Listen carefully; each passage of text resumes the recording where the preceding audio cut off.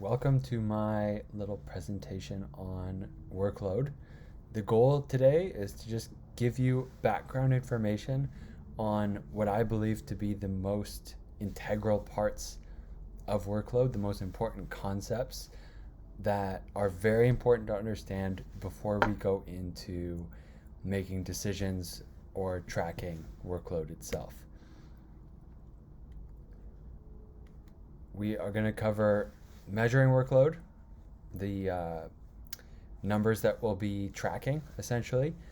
We'll look at acute to chronic workload ratio, which is the main number that we're looking at when we're measuring workload, the volume intensity continuum, and daily undulation. When we're measuring workload, this can be very, very simple. It can be a matter of time on feet or total practice duration. It can also be as complex as the very expensive GPS and heart rate units that some professional teams use that give a lot of information that requires a lot of time to filter through and demands a lot of space in the day and in the week. For our purposes, we're going to look at the simple side of the spectrum because I think you can get most of the benefits staying on the simple side of things.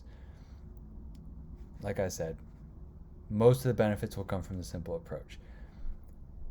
The time on feet or duration measure can be completely sufficient, but we are going to add the athlete RPE, which is the rate of perceived exertion, to give more depth to our data. The RPE, think of it simply as intensity. I will explain how often RPE can be a measure of fatigue. In our situation here, we want it to be more a measure of intensity. And if the difference between the two isn't clear, we will cover that very shortly. So there we go, volume. When we're measuring, volume is simply the amount of work done. Like I've said, it's our duration in minutes for our purposes. High volume looks like long duration activity. It tends to stress the muscles and the aerobic system more. It's great for skill acquisition because of the number of reps that we're going to put in. In soccer, this is passing drills, build-up play. In basketball, this is extended spot-up shooting, ball handling.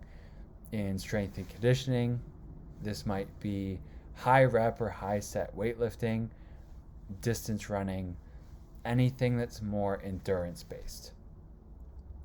Again, that's just what high volume looks like. Then we have our intensity measure, which is the size of the output. We'll measure it as an RPE on a 1 to 10 scale.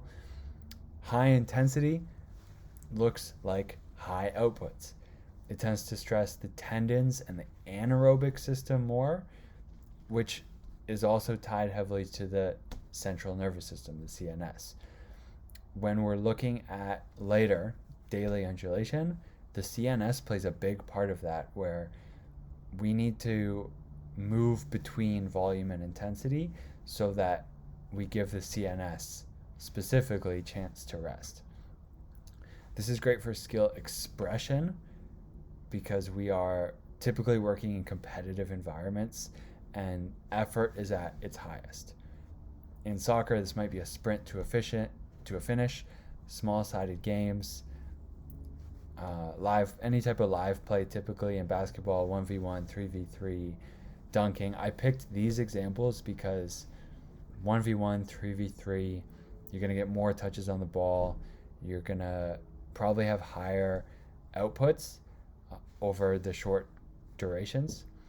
And in strength and conditioning, this will be heavy lifting, high max effort sprinting, jumping, things like that. Plyometrics fall in this range. Things where we're putting our maximum effort, our maximum output over shorter durations. When we look at total workload, we're just going to take our volume measurement and multiply it by our intensity measurement to take the workload number for the day. the best example of something that's high in both volume and intensity is the typical game. Obviously, soccer is going to carry more volume than a basketball game, but we can imagine in our head that games are going to be high in intensity because there's the motivation and the competition aspect, but tend to go on for longer durations. So they will tend to be our heavier days. The acute to chronic workload ratio is, as the name suggests, a representation of the acute over the chronic, the acute divided by the chronic. When we're talking about acute workload, that simply means the short-term workload accumulated over the last 7 days. You could think of this as the work that's currently being done. The chronic workload is the average weekly workload over the last 4 weeks.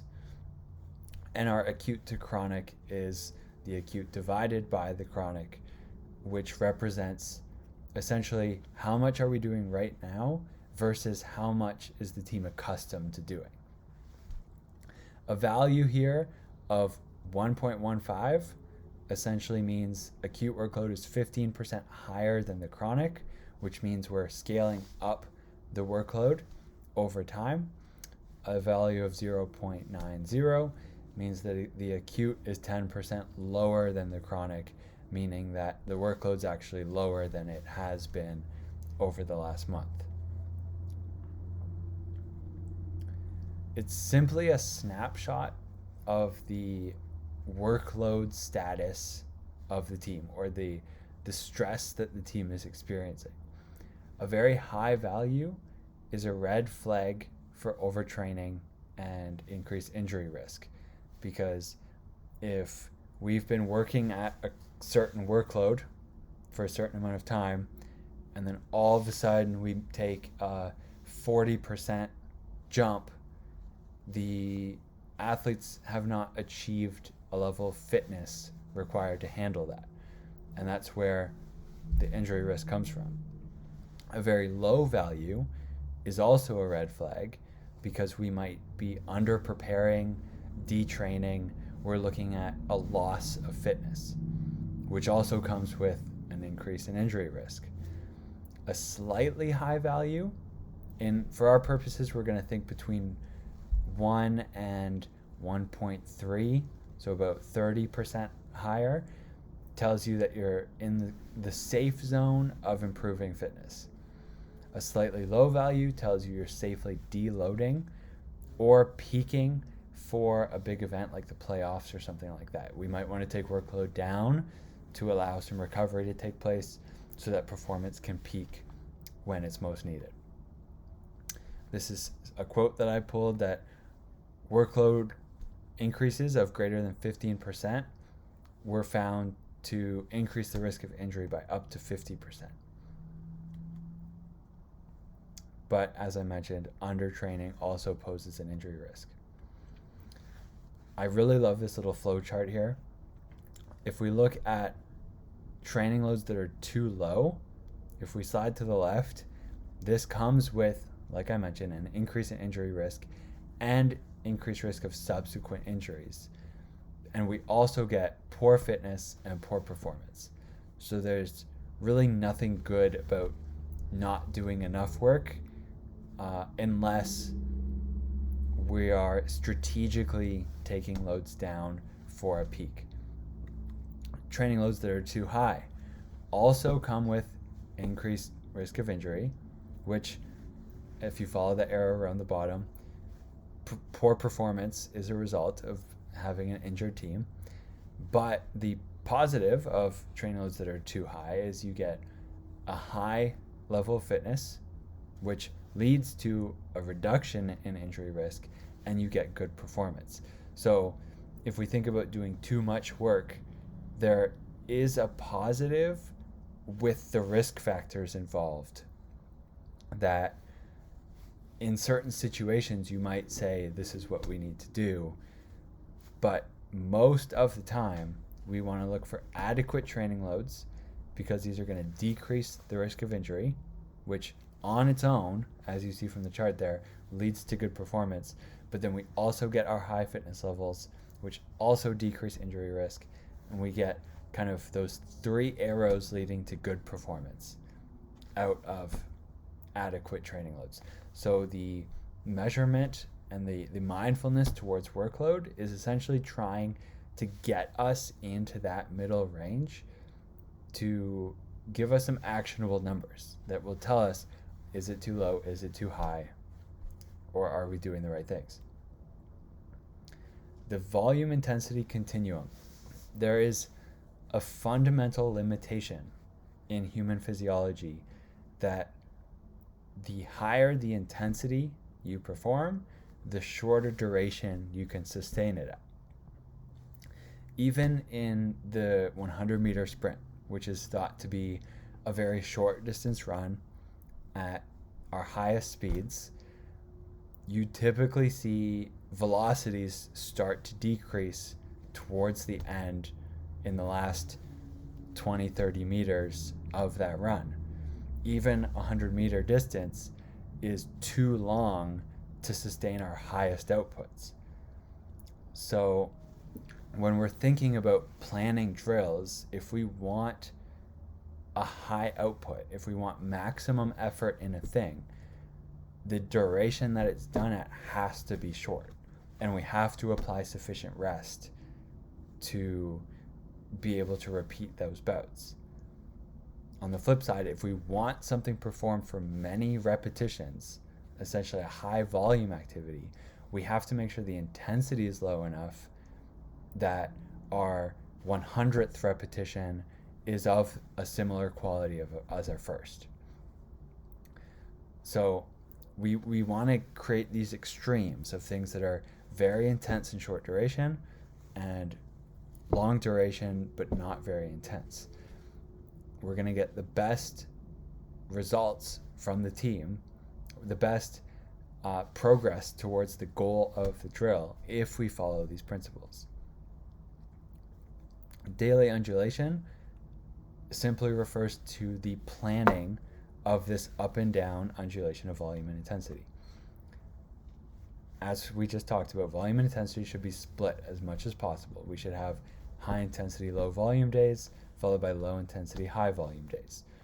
If we think back to the start of this presentation, our high intensity, low volume days are going to put a high stress on our CNS, our central nervous system. They're going to put a lot of stress on tendons, our anaerobic energy system. If we follow that with a low intensity, high volume day, the CNS gets a relative rest, not a complete rest, but a relative rest. And we get to switch kind of between these two extremes, and then we're never ruining the day that follows. When this is kind of what we have touched on, when high volume work gets too intense, fatigue alters the execution and the skill acquisition component gets damaged. When high intensity work is too long, there's too much volume introduced, fatigue reduces the outputs and you stop training at game speed.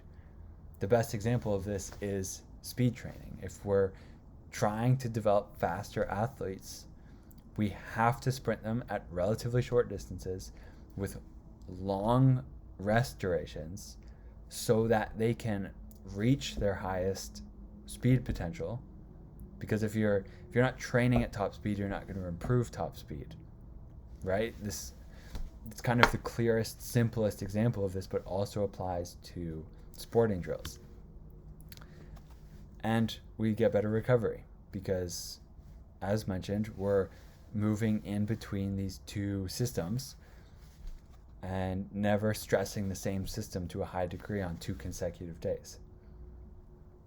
And that last point there, it also allows better performance. You get more out of the team when you plan things out this way.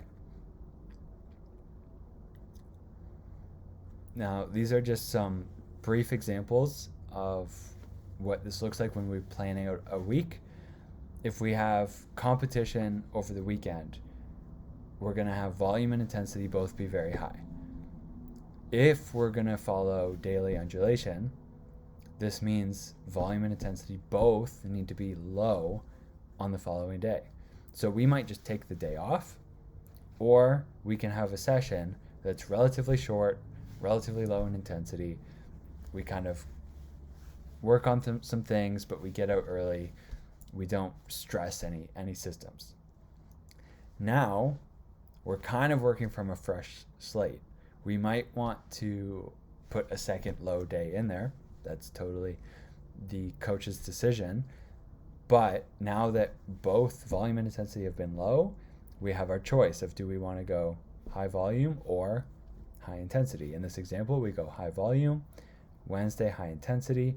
Thursday, we start to reduce the extremes to ensure that we're not implementing too much stress and fatigue going into the next competition. So we have a moderate volume day that's also low intensity. And then we flip that on the Friday, the low volume with the moderate intensity.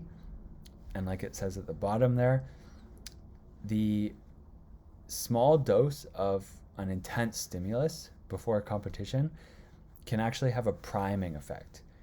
The same way typically I'll finish warm-ups with some sort of jump or sprint or something explosive, because it fires up the nervous system and gets us ready for something intense.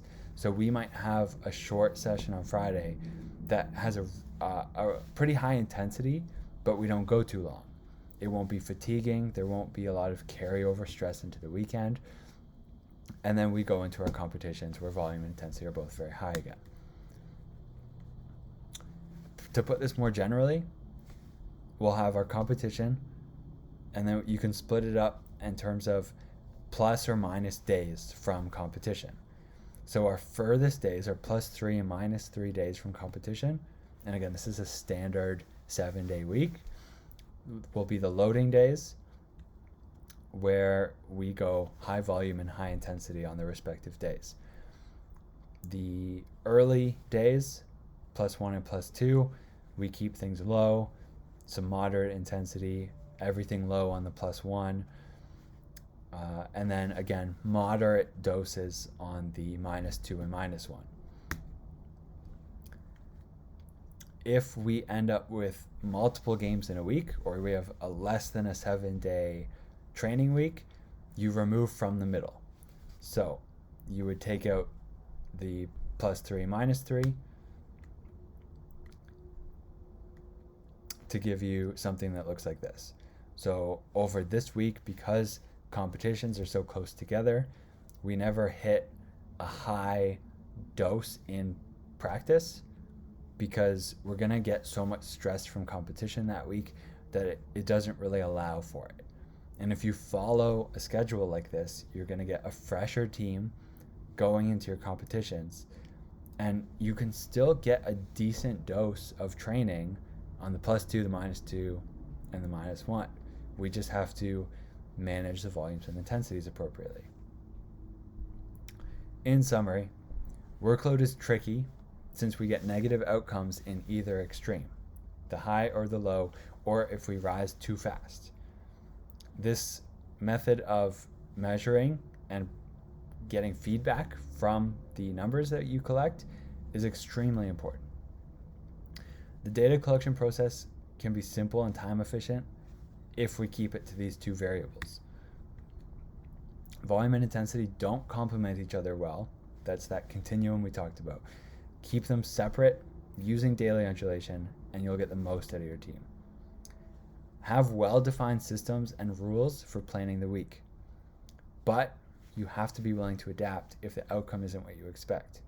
What this means is, if you plan a day to be high intensity and low volume, and you decide to add in some extra work, practice runs long, and the data tells you that this was high intensity, but it was also high volume, there has to be consideration to saying, okay, tomorrow was supposed to be a high volume day, but I'm going to adapt to this unexpected result, this unplanned result, and I'm going to go a low day the next day so that the following day is a fresh start. I've built the load management system that essentially takes these two numbers, just practice duration and RPE, and provides all the workload insights and training recommendations that you would need. You'll get feedback on volume and intensity. So it'll say if you put in training loads and it was a high intensity, low volume day, it'll explain that you want a low intensity the next day, but you can go anywhere from low to high volume the next day depending on the plan. We have basketball and soccer versions that are the same overarching system, just carry different terminology.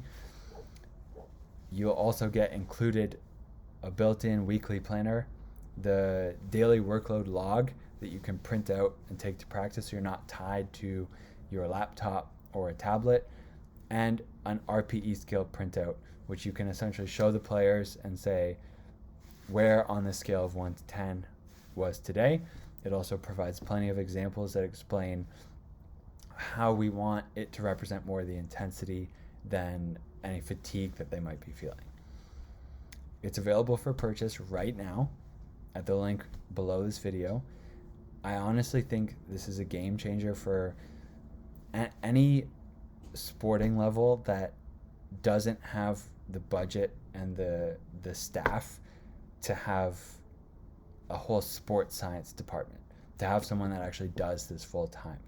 If you're a coach that maybe is running the team on your own or with a couple of assistants with no technology, no crazy budget, this is just a way that you can collect these two very simple numbers. And in the system, I talk about how it can even get simpler than collecting the RPE numbers from every member of the team. It can be easier than that if you choose it to be. This can just help you make better decisions, keep your team healthier, perform at a higher level. And really the fundamental part of this is to take the level of thoughtfulness that professional teams use, because it's such a game changer, and bring it down to the youth, the high school, the collegiate levels, so that, for the betterment of the athletes themselves and the performance of your team. So please check that out below.